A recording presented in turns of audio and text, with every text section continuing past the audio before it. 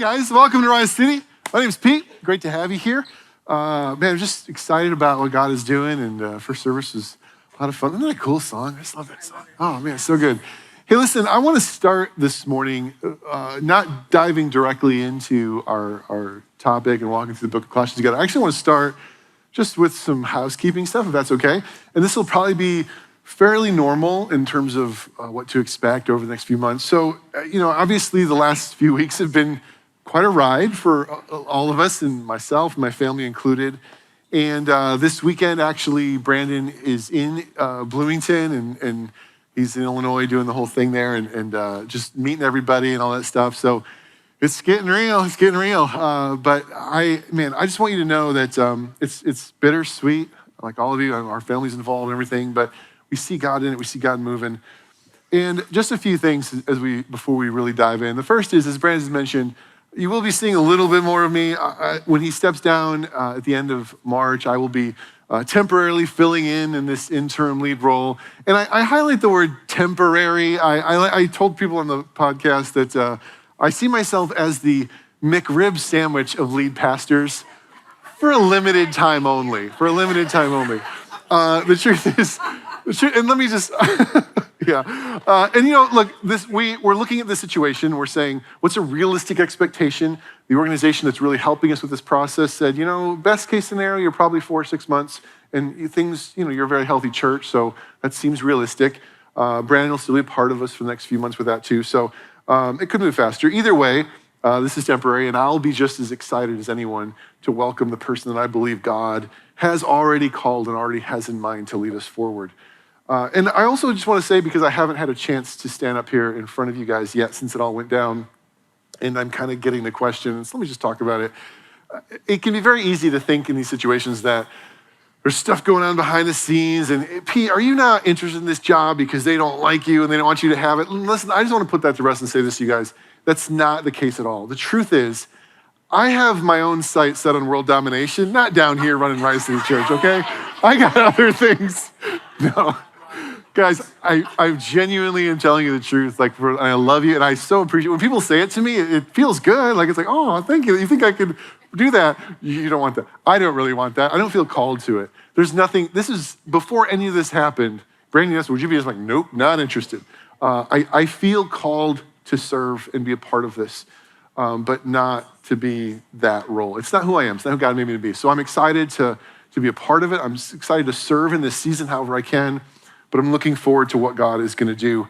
And I also want you to know, so as we do go through this, one of the things that I feel God's called me to do in this process is to make sure that I'm communicating well to you. I've been through processes like this before, and the most frustrating thing when I was sitting where you're sitting is like, what's happening? What's going on? No one's talking to us. And when we're not talking, when we're not communicating, we tend to just assume the worst sometimes. And so I'm going to do everything I can to constantly give you updates. Anytime we know anything, you're going to hear about it. The website that we created, if you go to our homepage and just click on the lead pastor update, anytime there's updates, we'll put stuff on there. I'll be sharing from the stage.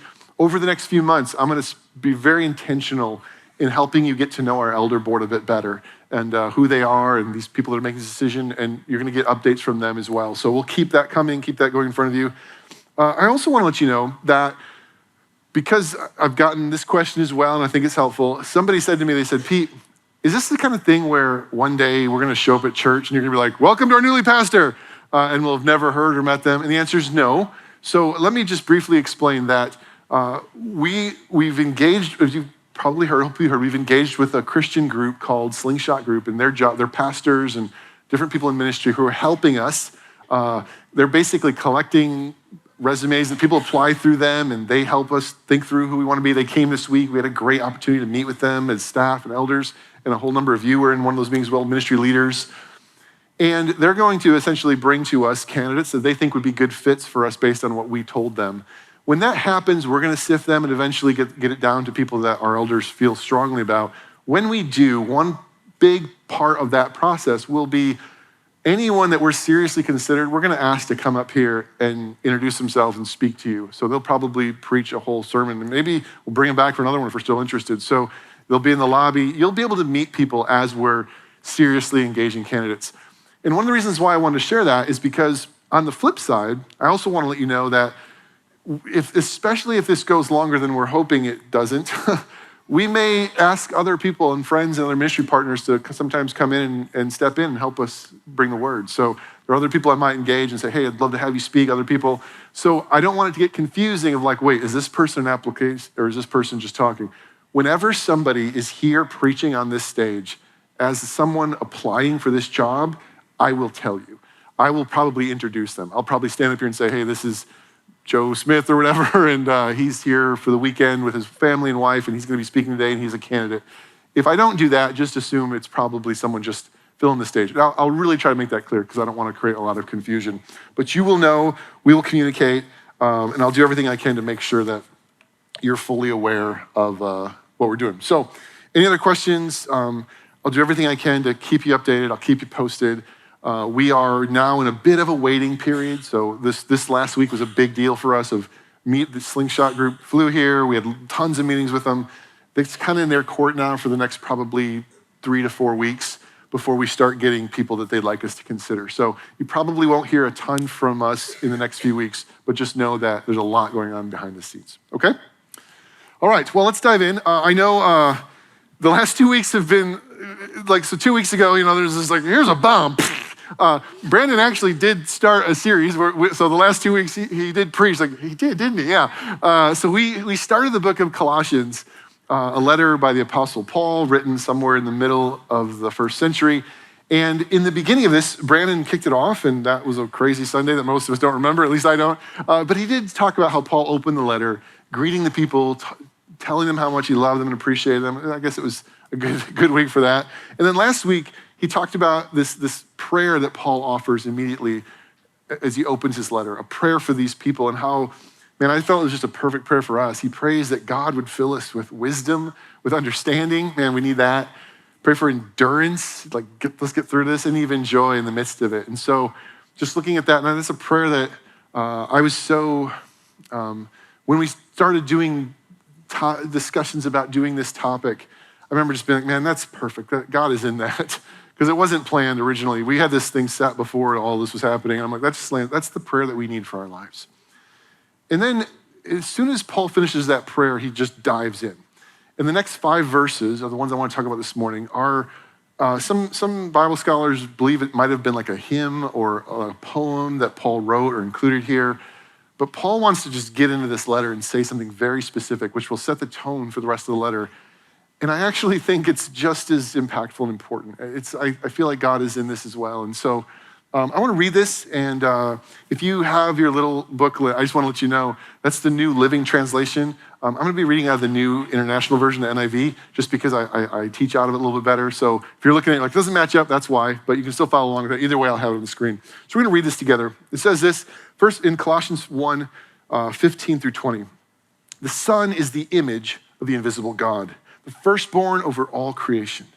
For in him all things were created, things in heaven and on earth, visible and invisible, whether thrones or powers or rulers or authorities, all things have been created through him and for him.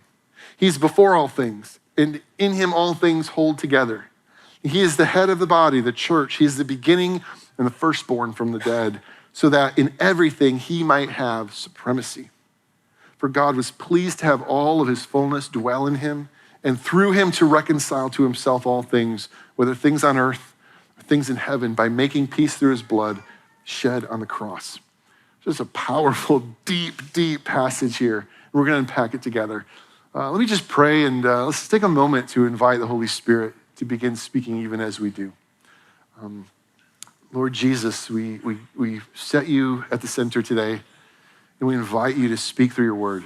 We ask that these written down sentences and phrases from 2,000 years ago would come to life as your Spirit breathes understanding, illumination in our minds. But more than anything, God, we want to be people who know what you want. We want to know your will, and then we want to live it out because we believe if we're doing what you want us to do, our lives will be better and our world will be better. So I pray, God, that you would speak to us and show us what you're saying.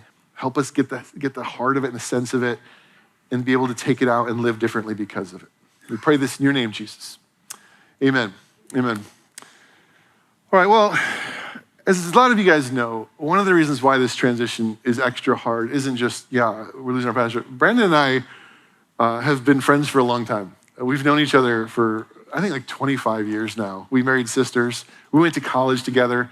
Man, I tell you what, I could tell you some stories about this like little punk, bleach blonde-haired kid. I won't until after he quits and you can't fire him anymore. But I will say this. There's one story that came up recently, and we were all hanging out together, and I remembered it like, oh man, and sometimes it's after all these years, it was a story about the first time I met Brandon's family, and it wasn't the best impression ever. So we were in college, and Brandon's home church was doing something, and he invited me and some other friends to come back to his hometown a couple hours away. So we drive there, little Mount Carmel, Illinois, a little town in the middle of nowhere, and we were staying at his parents' house, and so that night, his dad decided to make us all dinner, which I was like, oh, thanks, great. And I didn't know it, but his dad was basically, and you've probably heard stories about the great Stu Grant. His dad was an incredible guy. This was my first time meeting him, and he decided that since Brandon was bringing these friends home and all this stuff, and we were serving the church, he was gonna go all out, and he was going to barbecue us some steaks. And, here's the truth, though. Unbeknownst to me, I grew up very differently. This was not just a little thing, because cooking meat was a religion in the Grant household, okay? Like, cooking steaks was like what real men do, you know? Anyway, we're sitting around this big farm kitchen table, his whole family, and in walks Stu Grant carrying this platter of sizzling victory and glory, you know, and he comes in and he's like, here you go, boy, and he puts this big piece of meat on my plate, and realizing now later that was like a really good piece of cut meat, and he looks at me and he goes, enjoy. And I was like, was that a threat? And honestly, I just, staring at this big chunk of cow flesh on my plate, and I did what, I'd kind of done most of my life. I was very polite. I said, oh, thank you, sir. I really appreciate this. And then kind of raised my hand and said, oh, could I have some ketchup?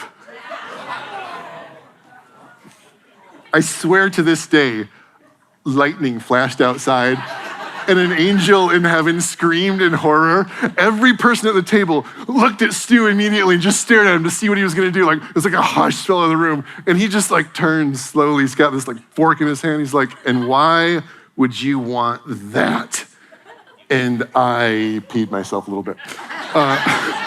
It was terrifying. And to this day, I still sometimes hear about it and how after I left, he pulled Brandon aside and said, don't you ever let that idiot back in my house. It was a scary experience. And it was a little exaggeration. But the point is this, all right? It's true that for him, this person, this truly perfect steak cut just right and grilled to perfection was for him perfection. It didn't need anything else to add it to it. You can't improve on what he had just made for me. In fact, for him, adding anything else, putting anything on top of it, was only making it worse. You're taking away from something that's already perfect and great. And, like, why are you making it worse? For me, that's like someone adding oatmeal to a chocolate chip cookie. Stop, you're making it worse, don't do that. So in my defense, though, and this is what I think it's important to clarify that we understand, my upbringing was a little different. We lived on a farm growing up early on and then whatever, but like we didn't really do that. For us, like we would turn on the grill when it was like hamburgers or hot dogs or things. We didn't really do like steak. Plus, there's a lot of our budget, whatever. It just wasn't part of my upbringing. It's a steak. I was like, whatever. In fact, as a kid, growing up, usually we had that kind of meat that you wanted to put ketchup on it because it tastes better. So it was just, for me, I was just doing what I'd always done. I had never actually, I don't think at that point in my life, I'd ever really had like that good of a steak. I'd never tasted perfection. So I was used to just putting stuff on it and adding to it. Now, I want you to sort of imagine with me a different scenario. Imagine that you grow up in a time and a place where everything you know about the world, everything you know about things we might call, religion or spirituality or whatever, looks like this. There are thousands of gods who all do different things. Nobody knows really what they want, but you just got to please them all and make them all happy. And hope if you need something, you got to find the right one, and you're figuring it out. And then you are under the rule and power of this mighty foreign empire across the sea called Rome, whose king, their Caesar, actually thinks he's a god, and he makes you worship him in order to make sure that Rome gives you, all the tax stuff that you need to care for your city. So you've got all these different gods you got to worship, and then you've got Caesar, and then you've also got all these weird guys in togas, they call them philosophers, constantly talking to you about different ways to do life better and secret wisdoms and knowledge. And you're like, okay, right? All these people coming at you. And you might find yourself asking the question, which of those things do I choose to give my life to? Which of those things do I pay attention to? Which of those things do I worship? Which one do I honor? How do I decide? Or do you not decide at all? Do you just simply add them all in, right? A little bit here, a little there, whatever helps to make it taste better. This was life for the average person living in this little town called Colossae in modern day Turkey 2,000 years ago. The average Greek citizen, that's how they felt. None of the options available to us are really that good. The gods are weird and fickle and usually mean. I don't want to be near Nero. He's a terrible person, but I'll still worship him, so he gives us what we need. And these guys, I don't know. But if any of them can help me, I'll take them all. Any of these gods, fine, I'll worship them. Worship him, fine, I'll worship him. You can help me, fine, I'll do what you say. Whatever you tell me, I'll just take it all. Just pile them on and hope that some of them might work. And so these people worship everything, every god they could think of, even a human person. They listened to all this special wisdom and everything the philosophers and the mystics and the oracles had to say. Whatever, just pile it on. Throw it on there too. But then, right around the middle of that first century, this news starts to spread. People start talking about something different, a whole new god they'd never heard of. Only they're sort of referring to, it sounds like they're referring to a bigger god, maybe bigger than Zeus, maybe? I don't know. Who is this? And he became a human being or something? Well, that sounds cool. Why? Well, he came to rescue you and save you and give you a better life. Oh, I want that, yeah. So these people are probably hearing the message of Jesus and saying, great, yeah, I'll do that, sure. Which was fantastic. Except hearing that message about Jesus for the first time didn't necessarily make them change the entire life they had been living. And so what ends up happening, and we can see this, is they were very accustomed to just adding things, right? I'll add this, and I'll add this, and I'll add this. So while they were fine saying yes to Jesus, what did that mean? Most likely, they probably still figured that this was them including one more thing. Okay, I'll honor that God too. Maybe he'll help me out. But there's still other gods. I can't stop worshiping the other ones. They'll get mad at me. And I might need them for something. And I have to keep the Caesar happy, because if Rome gets mad, we don't want that. They'll kill us all. And that secret mystery knowledge and the philosophers and all the things they have to say, I need that too. They might be onto something. Oh, and then I have these people over here. They're kind of weird. They're called Jewish people. And I think, well, isn't your God, Jesus, one of you? And you're telling me I have to do all your laws and I have to get circumcised and stuff? Okay, I guess I'll do that too. All the gods get angry. I don't want to make Jesus angry, so I'll add that on too. And then you have other Christians saying, oh, we don't just believe. We have to prove we believe. So we whip ourselves and starve ourselves and wear itchy clothing just to prove that this God loves us. Okay, fine, I'll do that too. And all of a sudden, it's not just ketchup. It's A1, it's salt, mustard, pickles, peanut butter. You're just piling it all on there. And that's how they live their lives. Oh, I'll take, that too, that too, that too, okay. And this, for the Apostle Paul, must have been a lot like Brandon's dad, looking at this young punk, not realizing that there was no need to add all that stuff, because for him, perfection had already been served. Why do anything else? So immediately after praying for them, and these were people that Paul hadn't met, so he was kind of like a distant, I'm trying to help you. He prays that they would understand, that the Spirit would reveal the truth of God, which for us isn't like, God, which job should I take? For them, it was like, there's more than one God. You know, like it was like massively altering worldview, shaping stuff here, affecting the culture they grew up in. And Paul's like, I'm praying that you'll understand God's wisdom, not all this other wisdom. He now begins to explain this very core, fundamental idea of life that would be a whole huge shift for their thinking. He was basically saying this, guys, I know you have all this other stuff, all these other ideas, all these other things piling on, but you need to know I'm telling you something much bigger. I'm telling you that it always has been, it is now, and always will be only about Jesus. And not even in your own life, not even just for you personally. I'm talking about everything. Like, let's take a step back from your life and talk about all of creation. And so that's kind of what this little 5-verse poem does. And I want to walk through it together, and I want to show you how some of the words that he uses when you understand them get at this more. He begins by declaring that this Jesus is so much more than just another king or ruler, and much more than just another one of the many gods. He says this in the first verse 15. The Son is the image of the invisible God, the firstborn over all creation. And I could seriously spend an hour just unpacking that sentence, but I highlighted the words I want you to notice because each of those words has a lot of weight to it for his initial audience. And the first one, and I actually mentioned this about a year ago when we did our Fully Human series, to be the image of a God was a common phrase in the ancient world. And it usually referred to a king or a pharaoh or some type of ruler who had the God's blessing to lead or rule in their stead. But what's important here, and it's again, you're not Greek people living in the 2nd century, so it's hard to know this. They had all these different gods, right? Tons of them. You're probably familiar with a lot of them. Zeus, Aphrodite, Ares, all these people.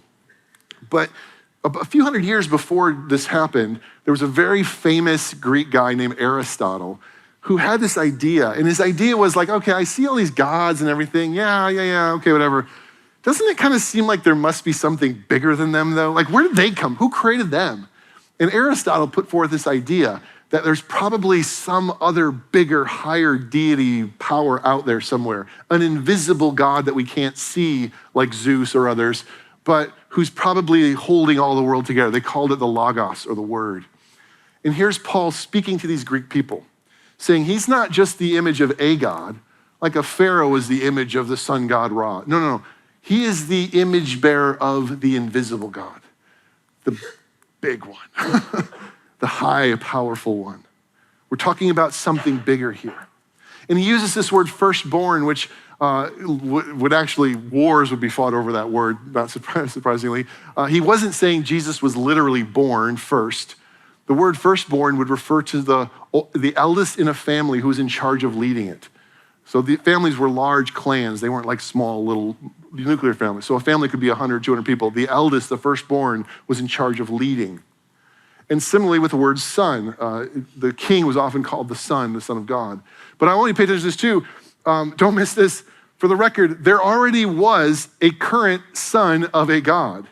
A few years earlier, the Emperor Augustus had declared himself the son of a god, and then they declared him a god himself. And so his grandson, Nero, who is currently on the throne, was called the son of a god. What's Paul doing here? Oh, you think he's the son of a god? Let me tell you about the real one.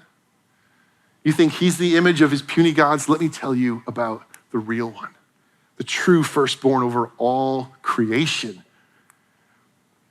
This was coming out swinging for Paul. He's saying Jesus is greater and above even the most powerful humans on earth.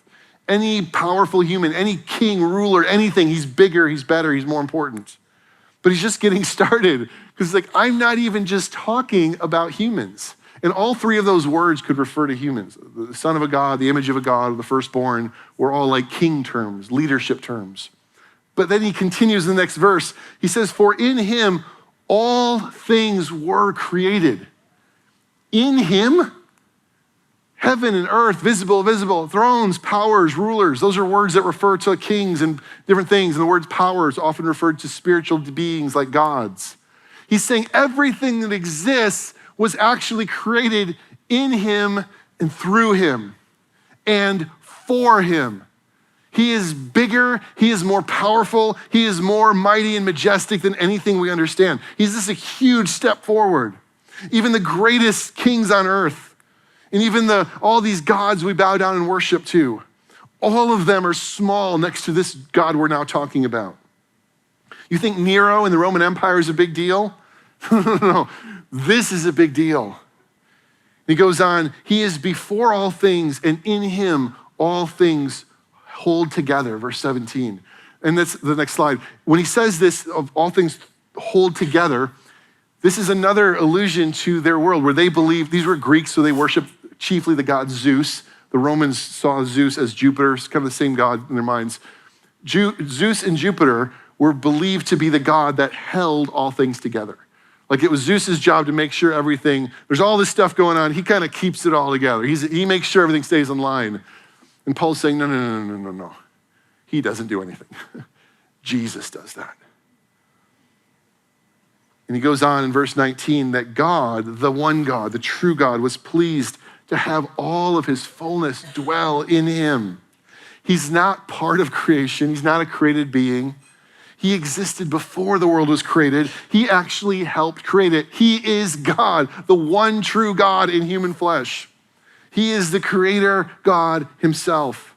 All of your other powers and rulers and kings are nothing compared to this Jesus. And he ends with this powerful statement where he says, through him to reconcile to himself all things. And you might read that as like, oh, what is he talking about there? You could kind of think of it this way. The language there sounds like I'm sort of like grabbing all of it and just bringing it all in together and making it my own. So Caesar was trying to reconcile the world to himself by dominating and conquering all the other nations. He was trying to bring them all under his rule and power. Paul is saying everything in creation is now being reconciled back to its original king, the one true God, through Jesus.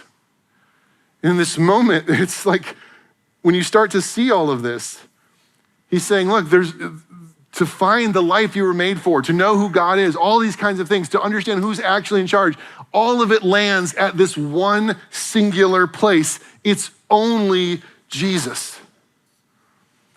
And that verse 18 is so powerful. It says, so that in everything he might have supremacy. In everything. Not a few things, not here and there. Everything that exists is through, by, and for Jesus, God, the one true God in human form. Supremacy, first, best, powerful, the one in charge. Nothing else is needed. It's perfect the way it is. Don't add to it. And Paul is saying to these people 2,000 years ago, I think this one simple but profound thing, and it's trying to get at what Jesus is actually about. Guys, this is not just another religion. He's not just another God to add to your list. He's not just a different philosophy. He's more than another king or empire rising up and falling. There's something bigger here. It's the understanding that everything, your life, your city's life, your country's life, Caesar, everything was, is, and always will be about Jesus. Everything. This Jesus isn't one of many somethings to be added to your life or your list of other gods. He's meant to take sole control. He's what we are trying to become, find life. Nothing else. Paul's telling this young church, if you guys want to know who God really is, right there. If you need something from God, right there. If you're looking for the life that God created you for, right there. Nothing else. Don't add anything. Don't take anything away. Everything you need is right there in the person of Jesus. Don't turn to other gods. Don't turn to Caesars and kings. Don't turn to these weird magi philosophers, which, let's be honest. Okay, good, Paul. But this was directed at a very ancient, kind of superstitious pagan audience. That's not us, right? We don't have bunch of weird gods and kings and stuff. I mean, come on. Money, power, fame, luxury, entertainment, feeling good, my family. how I want things to be. We don't have gods in our lives. Powers competing for our hearts and loyalty. Here's what I would say, guys. I think what is competing for our heart is different, but we have stuff competing just as much as Zeus and Caesar did 2,000 years ago. The temptation to make life Jesus and will always exist. What changes is the and. All our lives, I think we have to acknowledge this. It's part of who we are. And I think when I talk about this, and even as I was sort of working through this, sometimes maybe you're with me or not with me on this, I feel like pastors and church leaders preach messages like this, and they throw out these big concepts like, it's only Jesus. And you're like, yeah, what does that mean? What do you mean to do about that? Don't worship Zeus. Yeah, I don't. Cool. But I think there's a way that we can look at this in our own lives today and apply it in a way that I think is healthy. And what it's not is this.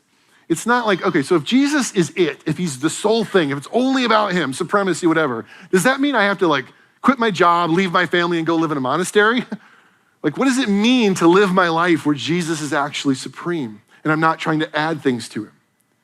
And so I want to give you a bit of an example, and it's not perfect. I just want something to think about, a way to sort of perceive it. And I would say it like this. I would say that all of our lives, you have things that make up your life, right? You have things that sort of are part of who you are in your world, marriage, kids, career, right? Our money, friends. These are all parts of what it means for us to live a normal life. And none of these things they're not bad. Most of them are very good. A very healthy, full life includes all the things on this list. And then at some point, we hear this message that the one true God, Jesus, has come and is calling to us to follow. And we're like, okay, yeah. And we add Jesus. Jesus is now on my list, right? Good, great. I got my list and Jesus is on it. Oh, but hold on. Then you come to church and you have some pastor on the stage yelling at you about chapter 1 of Colossians, being like, no, Jesus must be first. And you're like, okay. And you put Jesus first.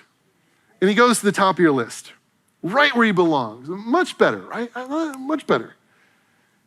I've added him to my list and I've put him at the top. That's what he's talking about, right? Well, I think there's a problem with this. And let me walk you through it. I think when we live our lives this way, we think in our heads, yeah, I'm doing the right thing because Jesus is on my list and he's first. That's what Paul wanted, right? Firstborn, priority. But what ends up happening is when we live our lives this way, we think we have made Jesus supreme because he's at the top of the list. But what we don't often think about is the very fact that we've added him to a list means that we've made Jesus another thing to do, another part of my life, along with all the rest. But it's the first thing. It's the first thing. You guys are here on a Sunday. Yeah, I mean, football's over and you finally came, but you're here on a Sunday. That's the first day of the week, right? And you're like, I give money to the church, right when I get paid. Check. I went to a small group and I could have stayed home and watched TV. I did my God thing. Come on. I dropped my kids off at youth group. Check. I made sure I got all the Jesus stuff done. And now I can move on to the other areas of my life, the other stuff. And that's great, but I think what Paul wants to say to us in this passage is to listen to his words again. It's not add Jesus to your list. It's all of life was through him, by him, and for him. And that he holds all things together. He is the fullness of God in human form, the King and Lord over all of creation. He is not just another item to put on your list. That is a false way of thinking about the supremacy of Christ. It's a way that can make you comfortable because you can I did the Christian things this week and now I'm good to go. When you're not, you're missing the whole point when you live that way. Instead, Jesus doesn't want to be at the top of our list. He wants to be the center of our list. What Paul is saying is that it's not Jesus and other things. It's not, hey, have Jesus and then include all your other stuff. He's saying all your other stuff should revolve around Jesus. He is first over everything, holding all things together. It doesn't mean Jesus and then some stuff.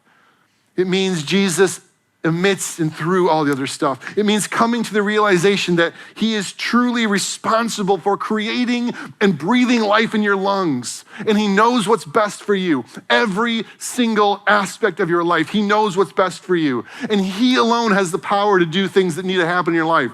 So putting him on a list is worthless. Giving him the entire list is the only way worth living. What this passage is making clear is that Christianity is not living Jesus and other things. Christianity is living Jesus in all things. It's not do your stuff on Sunday and then go home to your family. It's no, how does Jesus influence the way that you treat your family? What does it look like to follow Jesus in your marriage? What does it look like to trust Jesus in the way that you raise your kids? The decisions you make for bringing them up and treating your spouse. How does Jesus impact the way you behave and all these elements of sexuality and all these things? Your marriage, your family, all these things is not Jesus and then that stuff. It's Jesus in those things. It's not Jesus on Sunday and then go to work on Monday. It's what does it look like to live a life of work, of vocation, where Jesus is a part of it, where all your decisions you're making in your career are influenced and affected by Jesus, the way that you're treating each other at work. What does it look like to say, Jesus, this money is yours? Not, hey, I gave you your 10% and leave me alone. But every dollar I spend flows through the fact that Jesus is Lord. It's not Jesus with church people and then your friends on Saturday night. What does it look like to be a person whose life is fully committed to Jesus every day of the week with anybody and everybody you hang out with?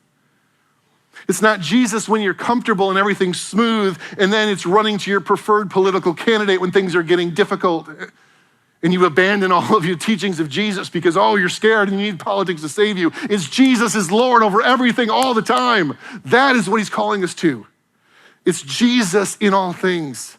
Supremacy means it's him in how you raise your kids, how you treat your wife, how you go to work, what you do for fun, how you speak to people, all of it. All of it is Jesus in all of it. And I just need to get a little bit real for you for a second because I think it's easy to sort of look at that list, and the thing that I didn't put on that list is because it feels like you're talking about Jesus. Guys, this church thing can't be Jesus and this. Right? It can't be Jesus and my church stuff, which oftentimes ends up happening. It's like Jesus and I'm still kind of looking for a deeper spiritualism to really know God and get deeper. Or it's Jesus and I still need to work really hard and do a bunch of stuff to earn his approval. No. And I know it might feel a little bit too soon. I understand that. But can I just say that it is also not Jesus and any particular pastor. It's not Jesus, any particular leader, musician, way of singing, way of doing church, style, flavor of coffee in the lobby, whatever. It is just about Jesus, and everything else is details. Everything else is details. I skipped over verse 18 because I wanted to end with it. Let's read it again. It says, and he, who? Jesus. He is the head of the body, the church. He is the firstborn. He, Jesus, is the head of this thing. And look, guys, I want you to hear this. I love this church. I love Rise City. I moved out from the Midwest 11 years ago to help start it. My heart is in it. But listen, I was here when it started, so I can tell you absolutely it was not always. And I'm pretty sure looking at the rest of the world that everything goes away and this church will not always be. But I know who it will be. And I can also tell you, because I kind of grew up with him, there was a time when Brandon was not. There was a time when Brandon wasn't even a Christian. And he's only going to live so many years. And even right now, currently, he's sort of moving on. And it's hard. It's difficult. It hurts a little bit. But you know what? It's okay. And you know why it's okay? Because Rise City Church never was, isn't, and ever will be about a person. It's about Jesus. And our faith is not rooted in who's standing up here preaching or singing or what this building looks like or how we do things. Those things might change. I don't know. Everything changes except Jesus. And everything I can build my life on will fall apart eventually except Jesus. And everything that tells me I should follow them and give them my loyalty will eventually lead me astray and let me down, except Jesus. So Paul is saying nothing else. Don't add to it. It's perfect. Yes, we can love our pastor and we can celebrate what he's done for us and we can be grateful that God brought him into our lives. But if at any point you have found yourself thinking or feeling, well, it's all over now, then you are already misplaced and we've led you astray, and I apologize. Because it was never about who's standing here. It was, is, and always will be about Jesus. And we have hope, guys. There's no reason to freak out. There's no reason to get scared. We can be sad, but we have hope because it's about the one who always existed before creation and will stand in glory beyond it. And he's standing with us now. And he's calling you to give him your loyalty, no one else. And he'll never let us down. It was, it is, always will be about Jesus. And as long as we keep that at our center, we're always gonna be okay. And we're always gonna find the goodness of God in our lives. Amen. Would you stand with me? I want us to spend some time just going back to that song we sang earlier. He's over everything.